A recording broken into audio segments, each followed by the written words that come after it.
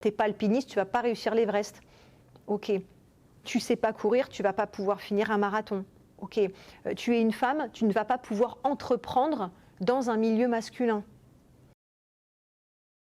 Emma Claire Dumont, aventurière des défis de l'extrême et femme entrepreneur. Il y a environ 13 ans, je me suis dit que ça me ferait très plaisir de finalement découvrir la haute altitude. Mais je n'avais jamais pratiqué. Alors j'ai commencé par le plus facile, le Kilimandjaro, qui est donc le toit de l'Afrique. Et à partir de là, vous rencontrez des passionnés qui m'ont sensibilisée à un défi qui est la réalisation des sommets les plus hauts sur chaque continent. Et là, je me suis dit, pourquoi pas? Et bien sûr, parmi eux, il y avait l'Everest. Un 8000, ça veut dire qu'on entre dans une zone de survie. On va toucher la mort, mais volontairement. Il y a une préparation physique indéniable, à la cryothérapie pour bien sensibiliser son corps au froid, à l'hypoxie, mais aussi une préparation psychologique très particulière. Il faut pouvoir enlever tous les doutes qu'on aura là-haut. Mais on se prépare à avoir un point éventuel de non-retour, qu'il faut savoir évaluer, même si notre lucidité n'est plus celle qu'elle est quand on est au niveau de la mer. Il faut savoir qu'on est là-haut oxygéné qu'à 30%. C'est très peu, donc on n'est pas lucide. Il ne faut pas douter de soi, il faut avoir une confiance en soi, il faut avoir confiance surtout aussi en son guide, en son Sherpa.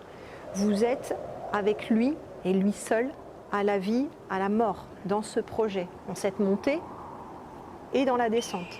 Si vous doutez, il faut redescendre. On voit des gens qui sont morts, on voit des gens qui sont en détresse vitale, on voit des gens qui sont en difficulté et il faut faire fi de tout ça. Et chaque petite chose compte. Il faut s'hydrater, mais vous ne pouvez pas enlever les gants, vous devez faire attention à ce que l'eau ne gèle pas. Vous devez manger, mais pareil, vous n'avez pas d'appétit, votre système digestif est en mode off. Vous devez avancer, mais garder de l'oxygène suffisamment pour pouvoir monter ces fameuses 13 ou 15, enfin moi 13 heures, redescendre ces fameuses 6 heures. Bref, tout ça, il faut véritablement mesurer chaque effort à sa juste valeur pour pouvoir réussir. On se dit, ça y est, je suis au sommet.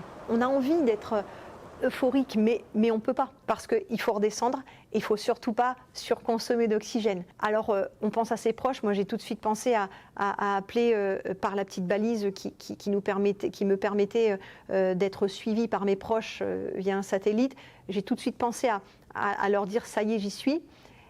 M'asseoir, profiter avec Jangbu, mon guide, de cette merveilleuse vue. Et puis, au bout d'un quart d'heure, c'est lui qui m'a dit, OK, il faut qu'on redescende.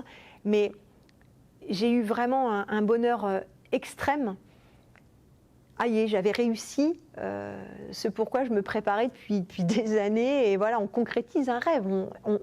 On est sur le plus haut lieu de la planète Terre. Enfin, c'est quand même, c'est insensé, c'est incroyable. Et c'est nous, c'est pas les autres, c'est pas ceux qu'on voit à la télé ou dans les films, c'est nous, on y est. Et puis après, quand il vous secoue et vous dit il faut redescendre, là vous avez la peur.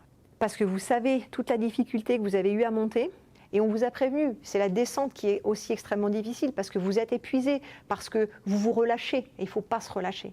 Quelque part aussi là-haut, j'ai pris conscience que quand on accédait à son rêve, quand on réalisait son rêve, ça m'a fait comprendre qu'aussi on pouvait s'arrêter là.